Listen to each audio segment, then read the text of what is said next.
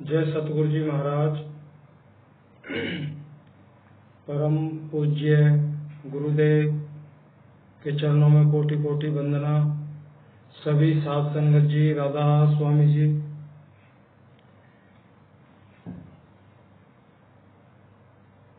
तो सभी साध संगत जी, आज कुछ अनसुलझे सवाल हम बाबा जी के समक्ष रखते हैं और बाबा जी बड़े प्यार से उनका उत्तर हमारे सामने रख देते हैं। लेकिन जो एहसास हमें होता है, क्या होता है, हम बाबा जी के द्वारा बताए हुए उत्तर में हम पूर्णतया संतुष्ट नहीं होते हैं। हम भले ही किसी से कहें नहीं, लेकिन हम संतुष्ट नहीं होते। क्यों?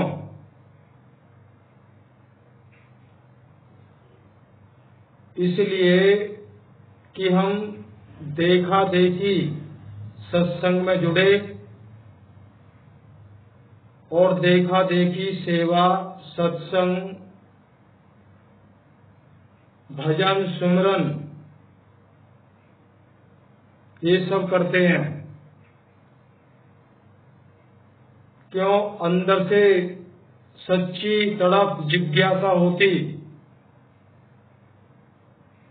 तो गुरु के द्वारा बताए गए मार्ग पे चलना, उसमें कोई प्रश्न खड़ा करना, ये सच्चे शिष्य के लक्षण नहीं है। जो भी पूछा जाता है, जो भी तसल्ली करनी होती है, वो शुरू में ही करना होता है। बाद में तो फिर एक दुविधा में ही फंस जाता है जीव। देखो, बाबा जी बार बार कहते हैं, केवल इंसान तो बनिए। गुरु महाराज जानते हैं, जब इंसान बनोगे तो शब्द की ताकत, उसको पहचान की, विवेक, सतगुरु की कृपा, परमात्मा की दया अवश्य होगी। देखो, हम सबने देखा है, यही तो सवाल होते हैं। बाबा जी भजन सुमरन में मन नहीं लगता है, या भजन पे बैठते हैं तो एक डर लगता है, या मुझे भजन सुमरन करते करते 20 साल 30 साल हो गए, लेकिन कुछ भी दिखाई नहीं दिया और देगा भी नहीं। इसका एक विशेष कारण है। अब बाबा जी ने कई बार कहा है, जो देना था वो सब दे दिया, अपने पास पल्ले कुछ नहीं रखा। जो देना था वो दे दिया। आप जहां मर्जी जाओ, धक्का खा लो, बड़े से बड़े बाबा के पास चले जाओ, कोई कुछ नहीं दे सकता।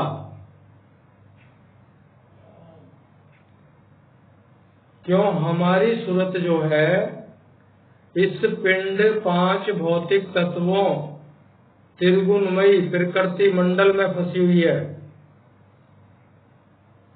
तब तक नहीं निकलेगी हमारी सूरत हटके इस भौतिक जगत से, उस शब्द में स्थिर नहीं होगी, तब तक तो काम बनने वाला ही नहीं है।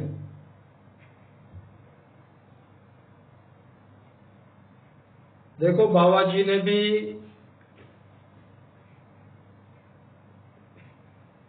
कई बार कहा है देखो, कोई बिरला है जो अपने आप को ये कह सकता है कि मैं सत्संगी हूं।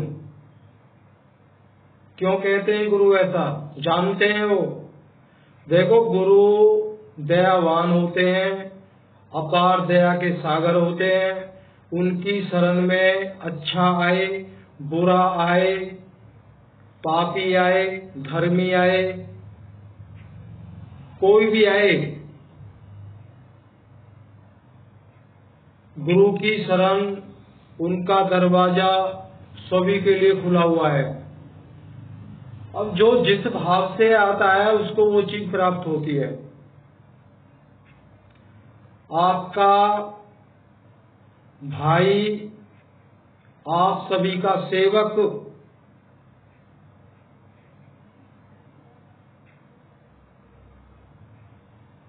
तीस 32 साल से गुरु की शरण में रहा, शरण भी नहीं बोल सकता। क्यों? हम इस सेवक से ऐसा कुछ नहीं हुआ। बाबा जी के बताए हुए सिद्धांत पे पूरा खरा उतरे। सिद्धांत क्या है कि 2.5 घंटे का भजन सुमरन पूरा करना है। पर बचपन से तड़प ज्यों की त्यों बनी रही कि परमात्मा से मिलना है,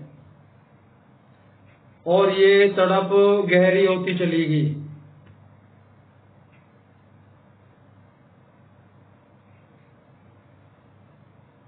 तो इस बाबा जी के इशारे को समझिए। अगर इशारे को स्पष्ट करते हैं गुरु, तो हमारे अंदर बहुत कुछ उल्टे विचार पैदा हो जाएंगे। हो सकता है हम सत्संगी जाना छोड़ दें।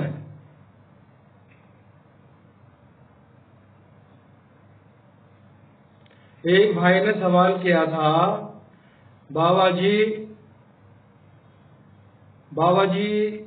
ने उनको उत्तर दिया था कि जीवन को बैलेंस करके चलना है। तो उस भाई ने तुरंत प्रश्न किया, बाबा जी, एक विरह अवस्था में जब जीव होता है तो उसके लिए तो बैलेंस बनाना मुश्किल है। तो बैलेंस तो तब बनाया जाएगा ना, तो हमारा ध्यान परमात्मा की तरफ भी हो और अपनी जिम्मेदारियों की तरफ हो, उसके दरमियान हम चलें। लेकिन विरह अवस्था वो होती है जिसमें कुछ बैलेंस नहीं होता है, कोई जिम्मेदारी नहीं हो, कुछ भी नहीं होता है, केवल उसकी सूरत उस निअक्षर, उस शब्द से जुड़ जाती है। तो बाबा जी ने कहा था, बेटा ये तो बहुत गहरी अवस्था है, ये तो कोई बिरला ही इस अवस्था में आता है। तो आप भी सभी ध्यान करें, जब तक ये अवस्था नहीं होगी मुक्ति को भूल जाइए। जितना मर्जी सत्संग सुनिए, जितना मर्जी सेवा करिए। 5 नामों का जो सुमरन है केवल एक जरिया है ताकि हमारी सूरत, अब ये हाथ देख रहे हो, जैसे सतगुरु कबीर साहिब,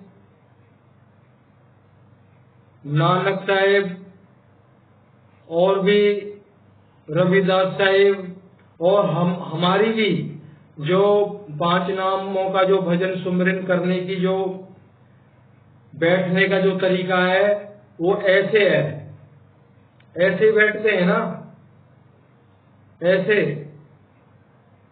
ऐसे करके बैठते हैं। तो ये जो संतों का इस तरह का जो होता है, ये किसी को आशीर्वाद नहीं दे रहे होते हो। ये जो है ये किसी को आशीर्वाद नहीं देते हैं, वो कह रहे हैं इस अवस्था में आइए कि ये जो है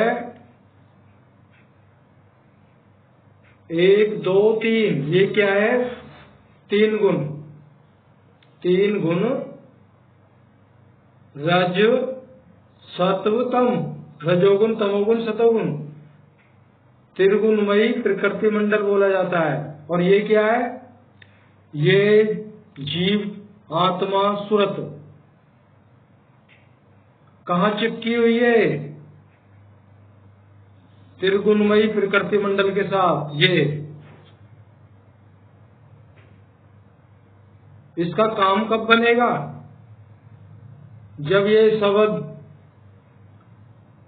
अपने निश्चल रूप के साथ ऐसे जुड़ेगी। कब जुड़ेगी? तब इस त्रिगुणमयी प्रकृति से अलग हटेगी। अब हमारे बार बार सवाल क्यों है गुरु से?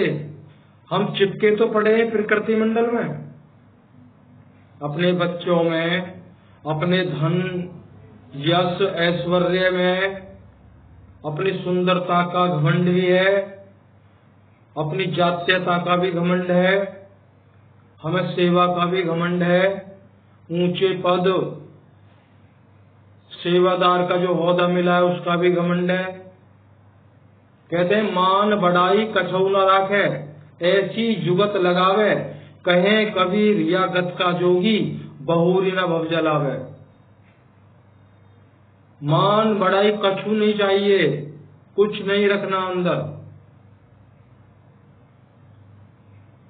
हम कितने ही कहते रहे हम बहुत अच्छे सत्संगी हैं, दिखाने के लिए हम बहुत सेवा करते हैं, तन से भी, मन से भी, धन से भी खूब करते हैं, इसमें कोई दो राय की बात नहीं है।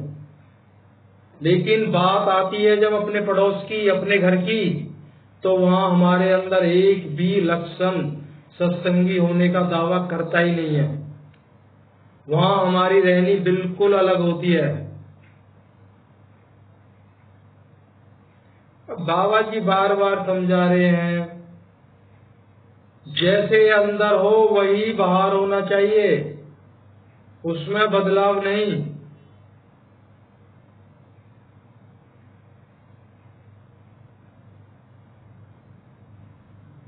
कब तक 5 नामों का भजन करोगे, सुमरन करोगे? कितने लोग, कितने गए और जाएंगे और जा भी रहे हैं,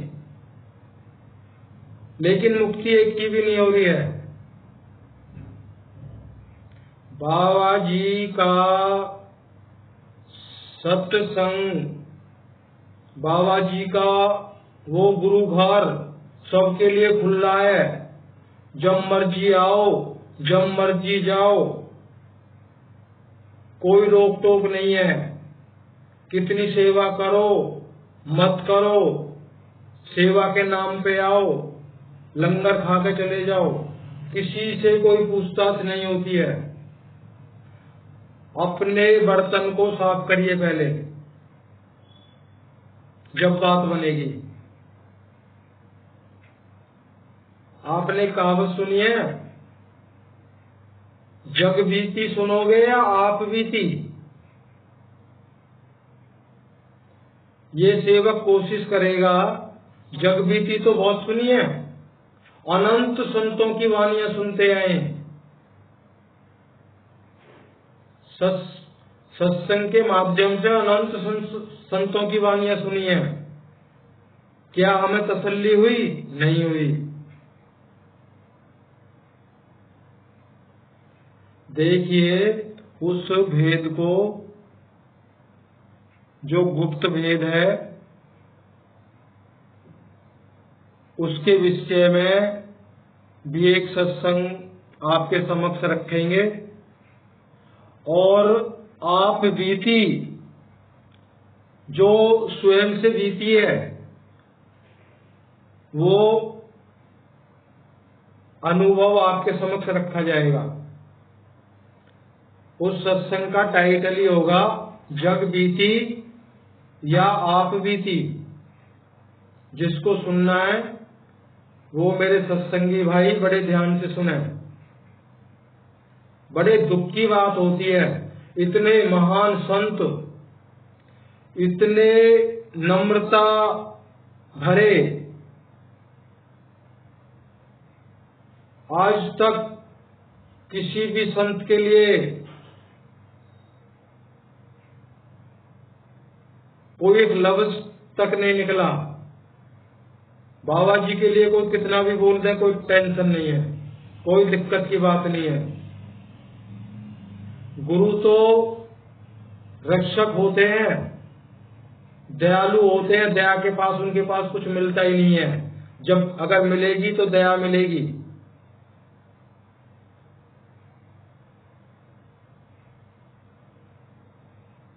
और उन भाइयों को विशेष कहना चाहूंगा जो राधा स्वामी सत्संग में बड़े बड़े सेवादार के पद पे थे, यहाँ तक सत्संग करता भी थे, वो सत्संग को छोड़ के दूसरी जगह खूंटे से बंध गए। ये गारंटी के साथ ये सेवक बोलता है, अनुभव के साथ, यहाँ जो भी था, जैसा भी था, तो जरूर लाभ होता, लेकिन जहां है कुछ भी नहीं मिलने वाला।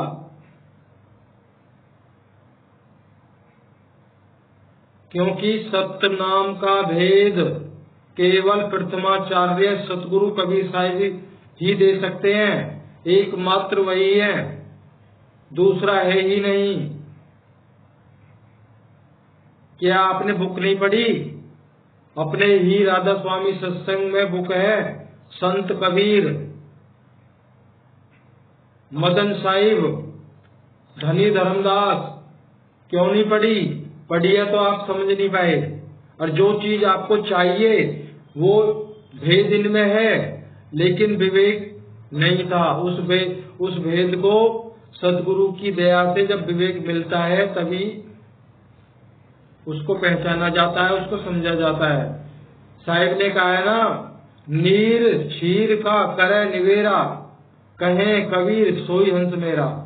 एक हंस एक पक्षी होता है, उसके अंदर एक विशेषता होती है, एक गुण विशेष होता है कि वह दूध और पानी, वो दूध को पी जाएगा, पानी को छोड़ देगा। तो विवेकी जो हंस होते हैं, हमारे राधा स्वामी सत्संग में किसी पे कोई प्रतिबंध नहीं है, जहां मर्जी जाओ, किसी का भी ज्ञान सुनो, लेकिन जो विवेकी होता है वो सत्य को ग्रहण कर लेता है और असत्य को वहीं पे छोड़ के आ जाता है। आप जितना मर्जी बयान भागिए, सर पे पोट रख के जाइए, गुरु हुक्म कर दे तो आप तो विदेशों तक दौड़ो गुरु के पीछे पीछे।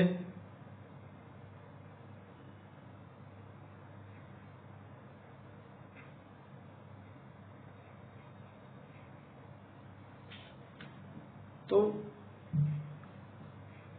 एक साहेब का एक और है, देही को सतगुरु कहे या तो धुंधर ज्ञान, चार दाग जामे नहीं ताको सतगुरु मान।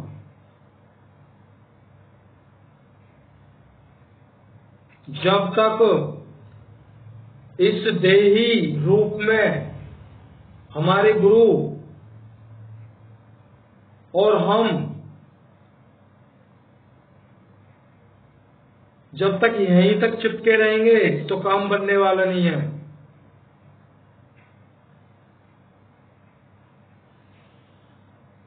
बाबा जी ने कई बार कहा है ना, सवद गुरु सुरत धुन चेला।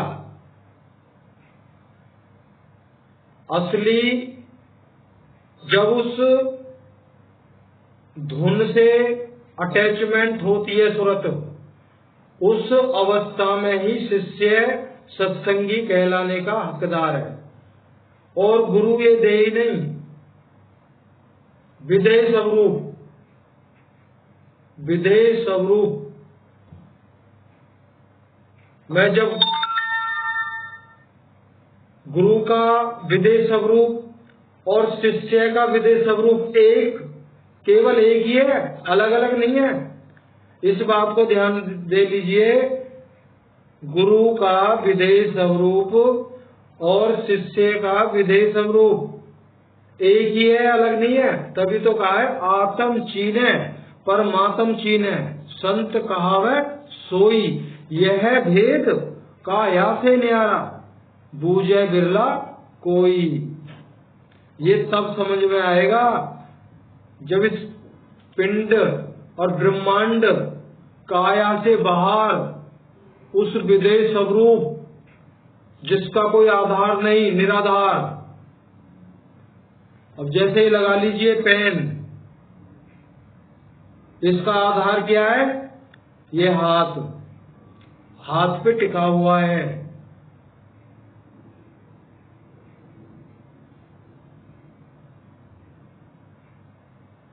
अगर ये ऐसे ही हवा में लटका होता, कोई आधार नहीं होता,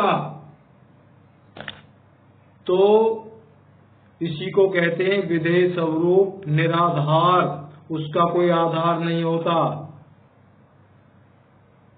केवल आजकल जितने भी सत्संग चल रहे हैं उनमें पुरानी कथाएं, अनंत गुजरे जमाने के गुजरे हुए संतों की कहानियों को दर्शाया जाता है।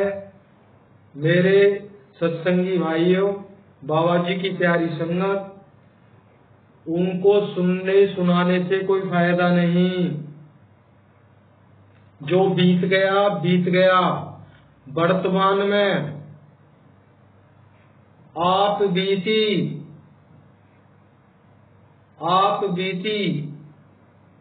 पे ध्यान दोगे तब बात बनेगी। पहले तो आप ये अपने अंदर खोज करिए, रिसर्च करिए कि मैं कौन सी अवस्था में खड़ा हूं।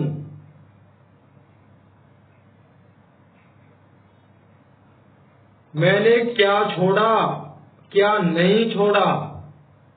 गुरु की शरण तो बाद की बात है। गुरु की शरण ले भी ली,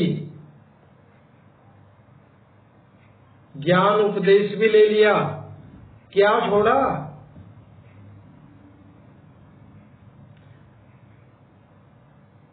ब्यास गए या सिकंदरपुर गए या नाना प्रकार के सेंटरों में गए बाबा जी के सत्संग सुनने, हम में रत्ती भर भी बदलाव नहीं आता है। ये सेवक तो प्रश्न करता है, भैया बदलाव ही नहीं है तो क्यों भागते हो?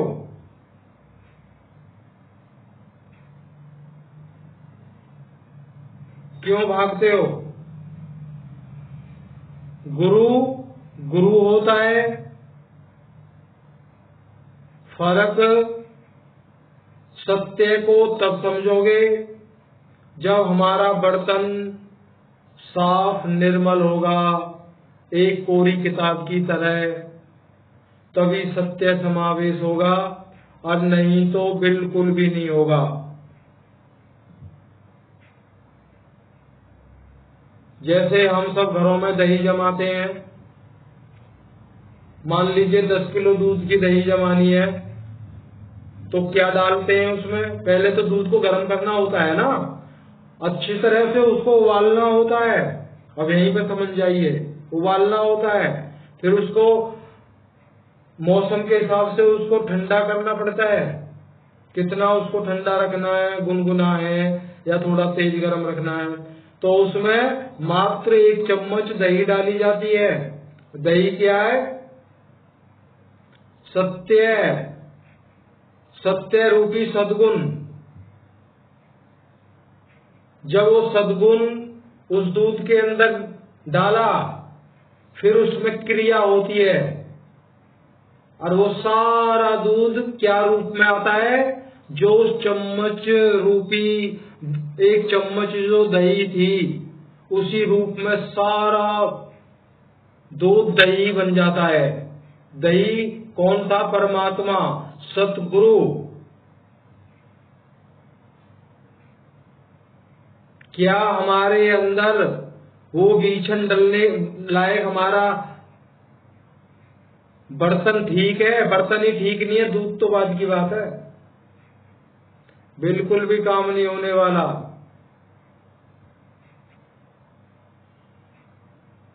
सबसे ज्यादा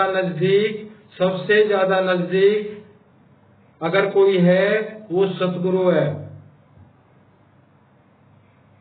इस सेवक के अनुभव आज्ञा हुई तभी आपके समक्ष रखूंगा। एक इशारा समझिए, आप 4-5 फुट ऊपर इतनी ऊंचाई पे सो रहे हैं, गहरी निंद्रा में थक जाते हैं तो गहरी नींद आती है। अब अचानक ऊपर से नीचे गिर जाना गहरी नींद में, इतने समय कितना समय लगेगा नीचे गिरने में? मेरे ख्याल में 1 सेकंड भी ज्यादा है। उसी निरंतर बगैर कोई अंतर के सतगुरु साध लेता है।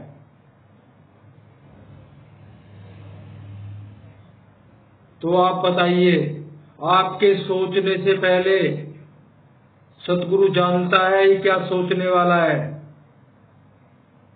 बात तो करते हैं हम दुनिया भर की, हमारे गुरु अंग संग है, हमारे सतगुरु संग है, कोई डर नहीं है। अरे गुरु भी संग है, सतगुरु भी संग है, वो परमात्मा भी संग है निरंतर।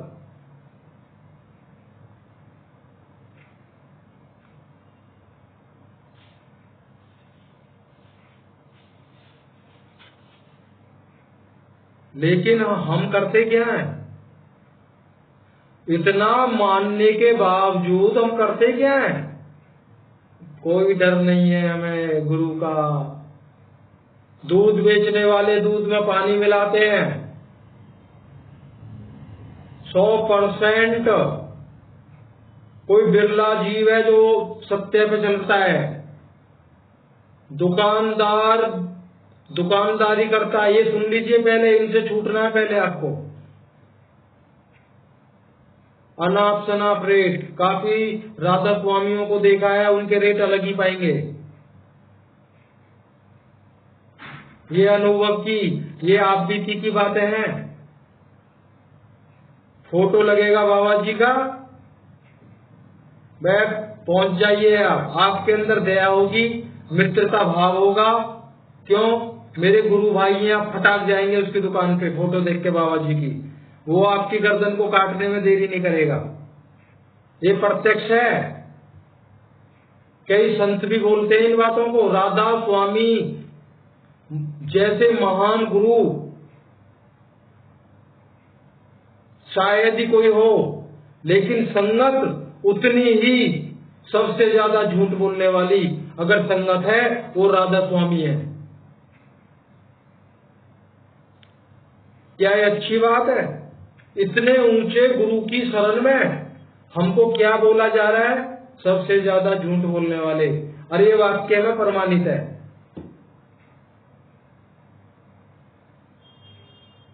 ये सेवक भी फील्ड में रहता था, तो जब रोज जाते हैं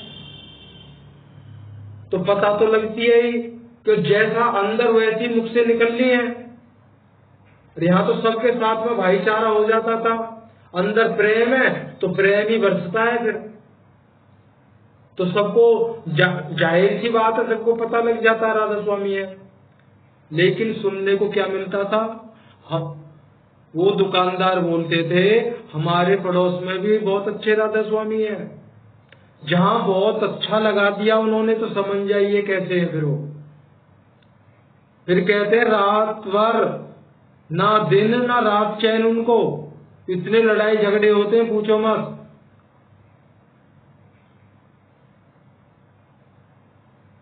पहुंच जाते हैं बाबा जी के वहां, नाम लिखवा लेते हैं, बाबा जी मुझे तो कुछ दिखाई नहीं देता, इतने साल हो गए ये है।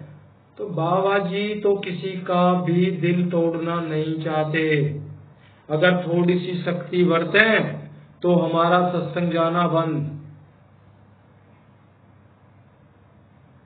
गुरु तो चाहता है कम से कम धूप में पड़ा हुआ पत्थर पानी में तो है, तपिश से तो बचेगा, कुछ तो बचेगा।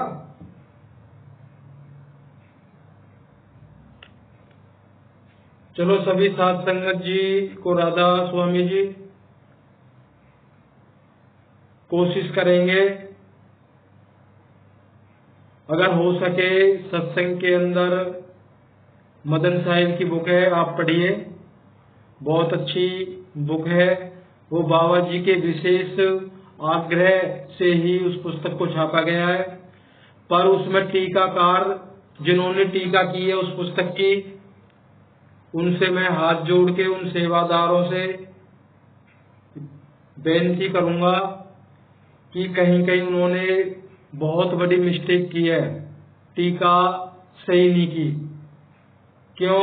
शब्द बीजक का लिया गया है, वहां उसमें कई शब्द बीजक के लिए गए हैं, तो उस बीजक एक शब्द है उसमें हरि ठगत ठगोरी लाई, हरि के वियोगी कैसे जीऊं रे भाई। इस लाइन की व्याख्या उन्होंने बिल्कुल ही गलत की है। अगर उनकी टीका के अनुसार उन्होंने परमात्मा पे जो टीका की है तो परमात्मा पे दोष लागू होता है, परमात्मा पे दोष लागू होता है, ये ठीक नहीं किया उन्होंने। उन्होंने क्या है कि परमात्मा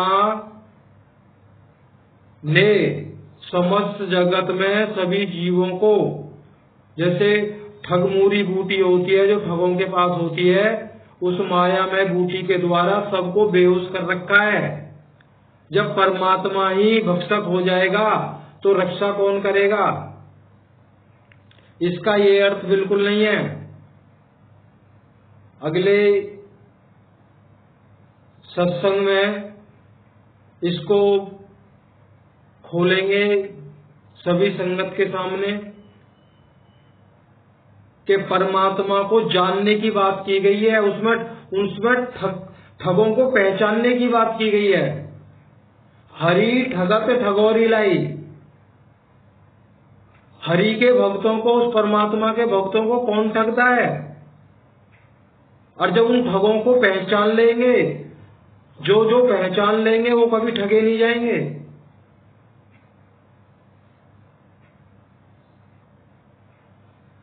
तो वाणी को विराम देते हैं। सुनाना तो कुछ बहुत कुछ था आपको, ये शायद अपने ही संत की किताब है संत कबीर, लेकिन इसका तो समय ही नहीं मिला। बाकी जिसको वाक्य में मुक्ति चाहिए, आप बीती या जग बीती, इस नाम से जब भी अगर गुरु की कृपा रही सत्संग अपलोड होगा उसको जरूर सुनिएगा। आपको स्वयं पता चल जाएगी कि मेरी मुक्ति होगी या नहीं होगी।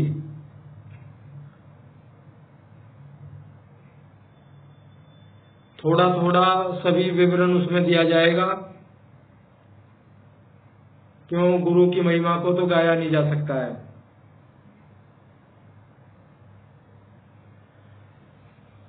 जय गुरु महाराज की, सभी को राधा स्वामी जी, जय सतगुरु जी महाराज।